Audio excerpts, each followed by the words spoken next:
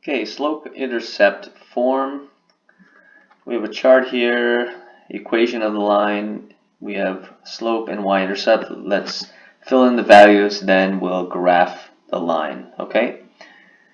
Remember, slope-intercept form is y equals mx plus b. M is your slope, and b is your y-intercept. Very useful form of a linear equation. Here the slope is 2, the y-intercept is -7. Line 2, the slope is 3/4. Oops. Let's graph this as we go. So slope of 2 and y-intercept of -7. So let's plot the y-intercept first. 1, 2, 3, 4, 5, 6, -7 right there. And a slope of 2, 1, 2, 1, 1, 2, 1, 1, 2, 1. Okay. So there's our line. Slope of 3/4 and a y-intercept of -1. So there's -1 right there. Rise of 3, 1, 2, 3. Run of 4, 1, 2, 3, 4. 1, 2, 3, 1, 2, 3, 4. There's that line right there. Y equals -5. So a y-intercept is -5. And the slope of this kind of line, this is a horizontal line, it is 0. So let's look for -5. 1, 2, 3, 4. -5. And we know it's just a horizontal line, so we will do that. Y equals 4x. So the y-intercept here is 0. And the slope is 4. Y-intercept is 0. 1, 2, 3, 4, 1. 1, 2, 3, 4, 1. There it is. And last one, slope is -4. Ooh, don't use yellow, cannot see that. Slope is -4/3, and the y-intercept is 4. 1, 2, 3, 4. -4/3. 1, 2, 3, 4. 1, 2, 3.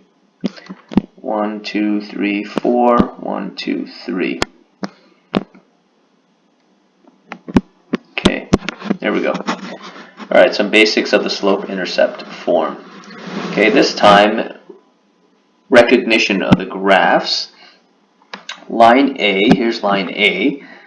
What's the slope y-intercept in the equation? So the slope is, let's go to the y-intercept first. We can see that right there. The y-intercept is 1. And the slope, let's go from this point to this point. That's 1, 2, 3, 4, 1, 2. So that's 4/2, or a slope of 2. The equation of the line is y equals 2x plus 1.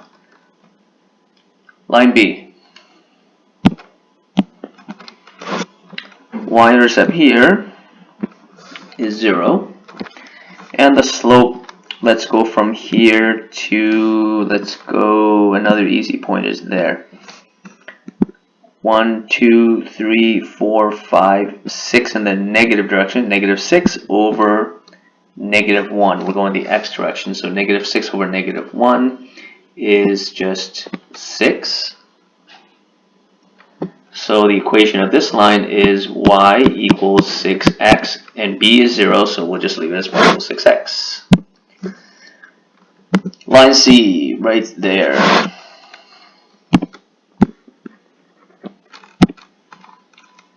We can see that line C has a y-intercept of 1, 2, 3.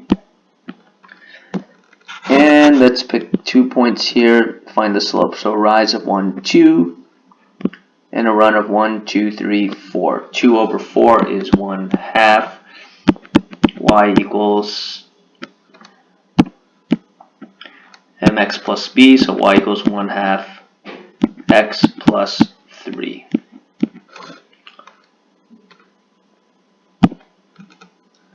line D, y-intercept is -5, and the slope here is, let's go pick some convenient points. I see one there, and I see one way over here. So the rise is 1, 2, that's -2 in the y direction. So -2, and 1, 2, 3, 4, 5, 6, 7, 8 in the positive direction, so that's -1/4.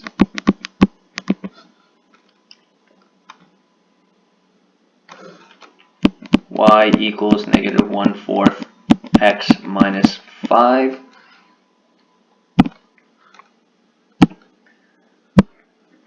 And the last one, line E, has a y-intercept of 1, 2, -3. And the slope, let's pick two convenient points. What do we got here? Right here and here. 1, 2, 3, 4. 1, 2. 4 over 2 is slope of 2. Y equals 2x minus 3. Okay, some more basics on slope-intercept form. Okay, this time we have a table, and we're given an equation, and we want to put the equation in slope-intercept form. So we need it in the form y equals mx plus b. So here it is -5y. Sorry.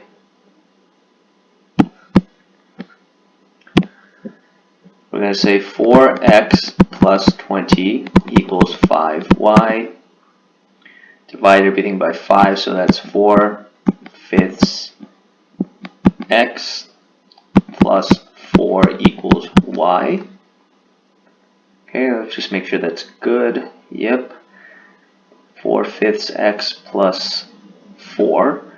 So y equals 4/5 x plus 4. That's slope-intercept form. Let's do the y-intercept first. That's 4 because b is 4. Slope is 4/5. What's the x-intercept? X-intercept is when y is equal to 0. So if we say 0 equals 4/5 x plus 4, we can set up the equation that way. So -4 equals 4x over 5. That's -20 equals 4x. And we can see that x equals -5. Okay, so that's your x-intercept.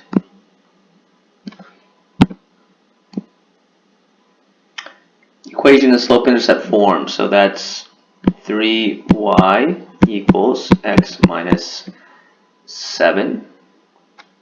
Y equals 1/3 x minus 7/3. So your slope-intercept form is y equals 1/3 x minus 7/3. Your y-intercept is -7/3. Your slope is 1/3. And your x-intercept, what is it? That's where y is equal to 0. So 0 equals 1/3 x minus 7/3. 7/3 equals 1/3 x. Okay, dividing both sides by, let's see, multiply both sides by 3, so 7 equals x. Okay, so your x-intercept is 7. Okay, this equation in slope-intercept form, we need to do a bit of manipulation. Let's multiply both sides by x, so we get 2x equals y minus 3. And add 3 to both sides, so y equals 2x plus 3. So slope-intercept form is y equals 2x plus 3. Okay. Y-intercept is 3, slope is 2, and the x-intercept is where y equals 0, so 0 equals 2x plus 3. 2x equals -3, x equals -3/2, and that is your x-intercept. Okay, a couple of special cases here. Determine the equations of lines with the following conditions. A horizontal line through the point 6, -7. So we can draw a graph just to visualize. 6, -7 is going to be in quadrant 4 here. So 6 is somewhere here, -7 is here. So there's the point, and we said it goes through the point 6, -7, and it's a horizontal line.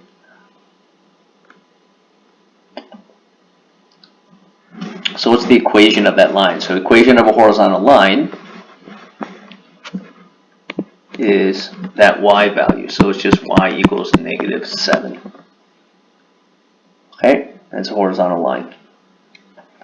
A vertical line through the point is -3, 4. So let's visualize that again. -3, 4, -3 is here, 4 is roughly here, and it's in quadrant 2. So the vertical line is going to look like something like this. Now, a vertical line, we take the point and look at the x value, and we say the equation is just x equals -3. Okay, last one. Horizontal line that runs through the origin. So the origin is right there. It's 0 where it's 0, 0. And it's a horizontal line. So the horizontal line is laying actually right on top of the x-axis itself. Right, but remember, it's a horizontal line. Runs to the origin, so the origin is at 0, 0. So your equation is going to be, it's a horizontal line, so it has to be y equals 0.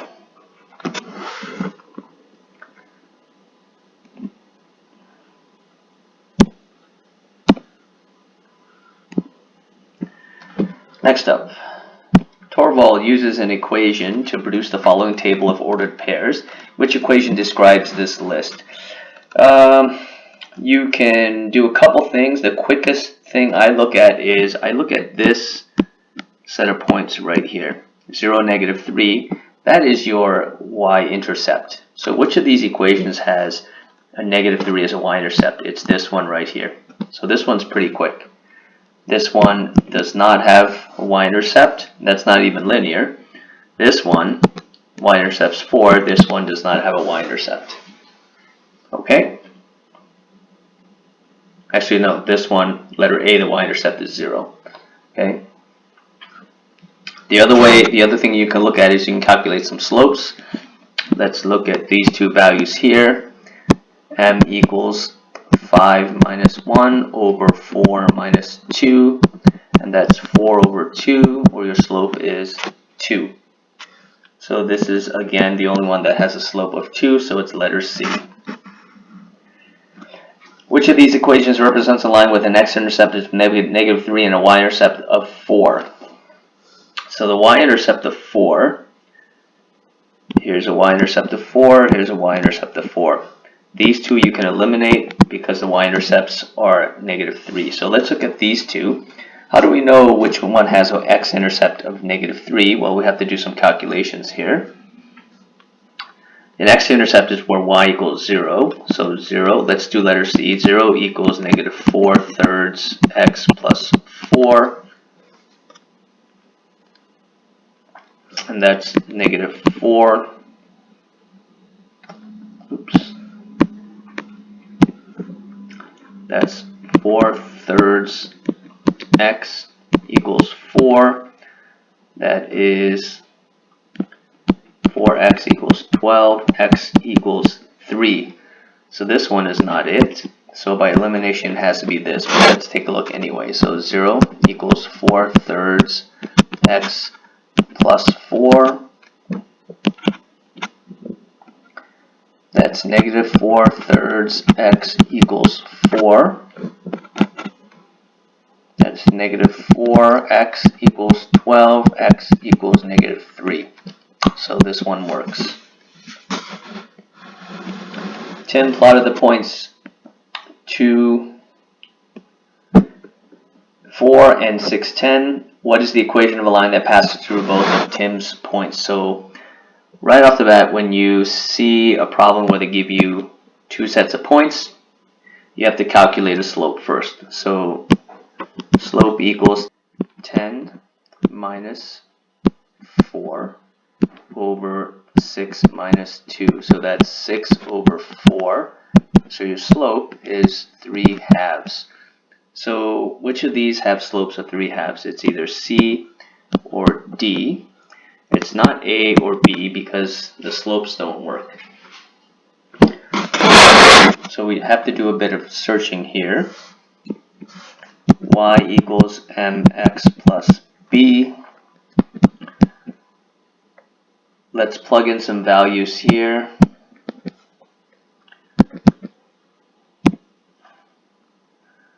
Let's pick the point 2, 4, and we have a slope of 3 halves. So 4 equals 3 halves times x, which is 2 plus b. So we're going to look for our y-intercept value. 4 equals 3 plus b. So b equals 1. Which of these has a y-intercept of 1? And it's letter C. It matches both conditions. It has a slope of 3 halves, check, and it has a y-intercept of 1, check.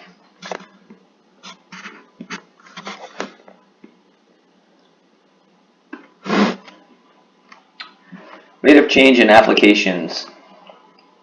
John left his home and walked 3 blocks to his school as shown in the accompanying graph. What is one possible interpretation of the section of the graph from point B to C? So we're looking at this section right here. It's horizontal. So right away it should tell you time has gone by. So you can see that time has gone by, but there's no change in distance. It's flat. So there's no rate of change. So what could possibly be it? John arrived at school and stayed throughout the day. John waited before crossing a busy street. John returned home to get his mathematics homework. John reached the top of the hill and began walking on level ground. Not that one. Okay, it's not that one. Returned home, no, that's rate of change. Something's changing. John arrived at school and stayed throughout the day. No, he's arriving, so he's still rate of change moving. It's B. He waited before crossing the street. So he waited for a time, but no distance changed because he was stationary waiting before crossing the street.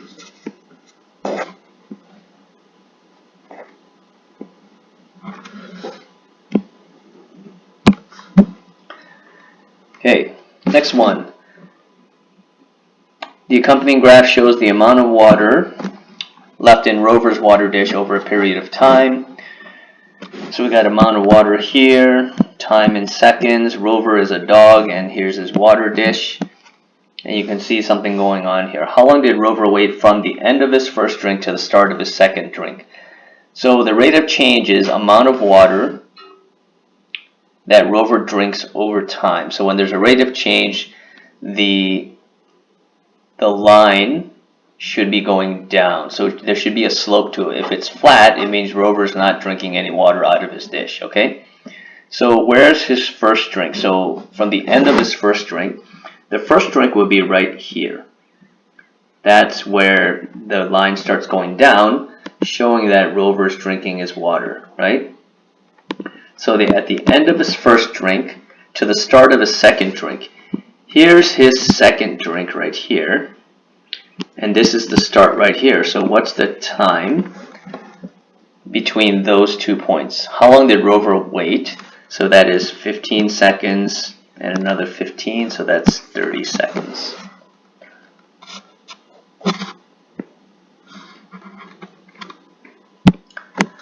The graph below shows Carlos's speed on his high school trip, on his trip to school.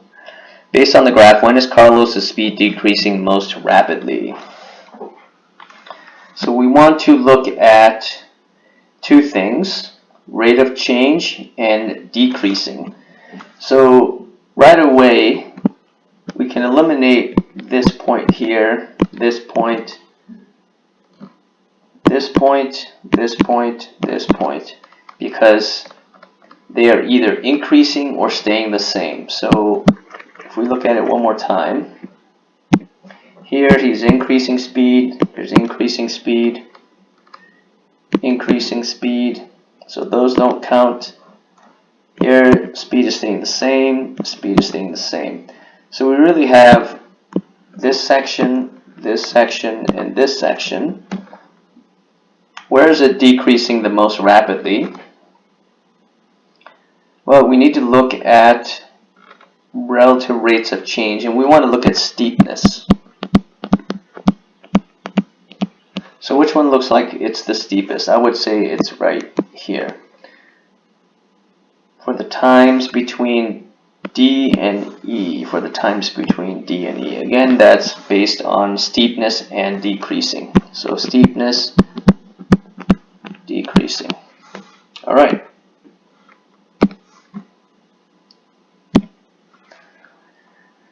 Parallel and perpendicular lines. What is the equation of a line that is perpendicular to the line shown and goes through point 3, 1? 1, 2, 3, and 1. It's going to look something like this, right? So, what is the equation of the blue line? So, first of all is this red line here. What's the slope of this line? That's a clue. So, let's pick this point and this point. 1, 2, 3, 1, 2, 3, 4. So, slope is 3/4. Then what's the slope of the blue line? Right? Remember, the slope of a line perpendicular to a line, another line, is the negative reciprocal. So this 3/4, we flip it, and then we make it negative. So the slope of the blue line is negative 4/3.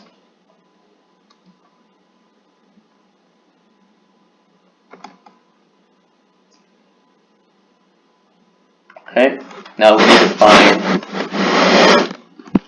y equals mx plus b. We have the point 3, negative 1. So let's solve for b. So we can do that. So y is negative 1 equals m is negative 4/3. X is 3 plus b. Negative 1 equals negative 4 plus b. And b is 3. So the equation of the blue line is y equals negative 4/3 x plus 3. So which one is it? There it is. Chen drew a line parallel to RS that includes point T. So point T is at 1, 3. What is the equation of the line Chen drew? So let's draw that line ourselves. It's going to look something like that. Okay? What's the equation of the line? So we know that this line right here, RS, it's parallel to the purple line here. So let's find the slope of the red line. 1, 2, 3, 4, 5, 6. 1, 2. So rise of 6, run of negative 2. So the slope is negative 3. So this parallel line also has a slope of negative 3. Because we know lines that are parallel have the same slope. Okay? So we have the point 1, 3 for the purple line and a slope of negative 3, and we have everything we need using y equals mx plus b. So y is 3 equals negative 3 times x, which is 1, plus b. 3 equals negative 3 plus b, and b equals 6. So your equation is y equals negative 3x plus 6. And there it is.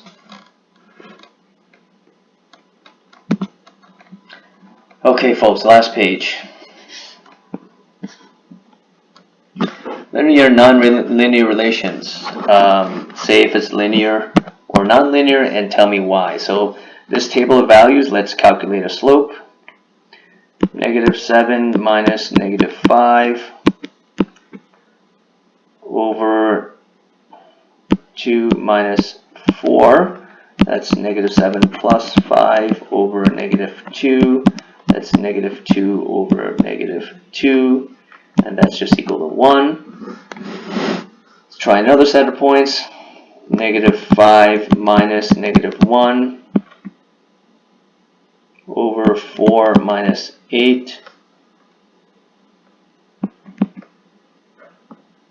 That's -5 plus 1 is -4. Over 4 minus 8 is -4. That's also equal to 1. So all the slopes here are 1. So this is linear.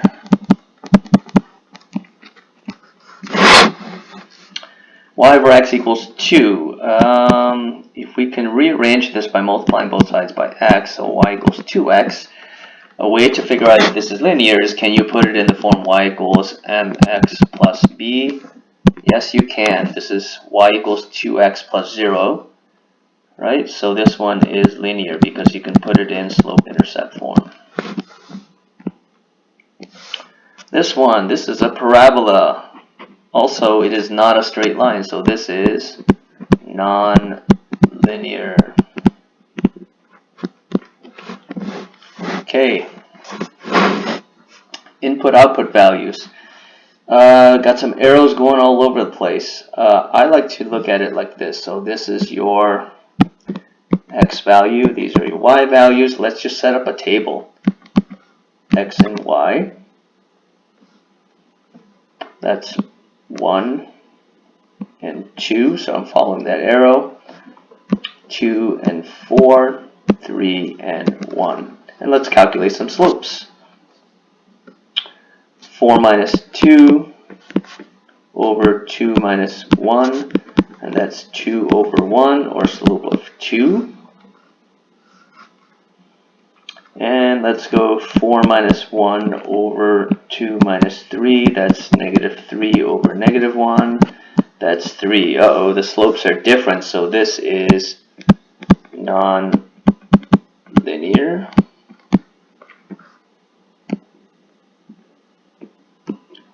Okay, and we finish with a domain and range problem.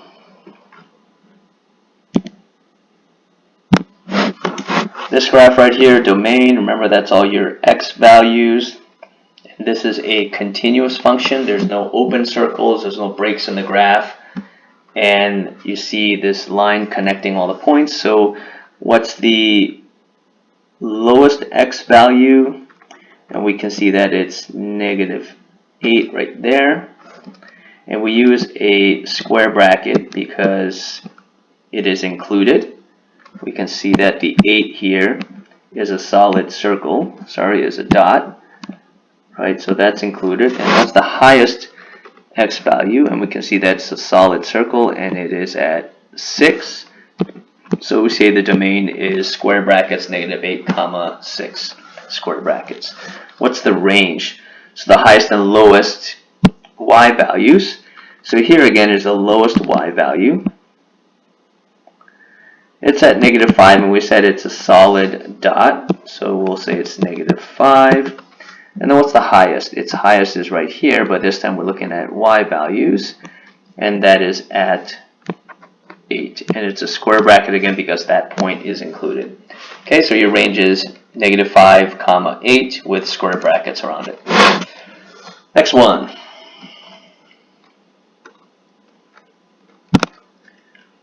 What's the domain of this function? This is a discrete function. So let's write this discrete. How do we know this? Because it's just a bunch of points. There's no lines connecting it. This one's continuous. Okay, so we're just contrasting here. So this discrete function, we have to do something different. We use curly brackets, and then we have to list every point within here. So the domain, so let's look at every point. We don't repeat points if there are repeat values, and we have to list every single one. Okay, so the domain is the x value, so let's look at here. There's an x value here, that's 1. X value here, that's 2. X value here, that's 4. And the x value here, that is 5. And then curly brackets. So we have to list every one of them, and they're in lowest to highest order, and they're not repeating. We don't repeat any numbers if there are the same ones, okay? So there's no repeats. Let's look at the range of this discrete function. Curly brackets again. What are the x values from low to high? So low, we're on the negative side, so we have to start most negative. That's negative 5. Next one, negative 4. Next one, negative 2. And the final one, negative 1. And let's throw some curly brackets around it to finish. So your discrete function, your domain is curly brackets 1, 2, 4, and 5. And then your range is with curly brackets negative 5, negative 4, negative 2, negative 1 in lowest to highest order. Okay, and that is it, folks.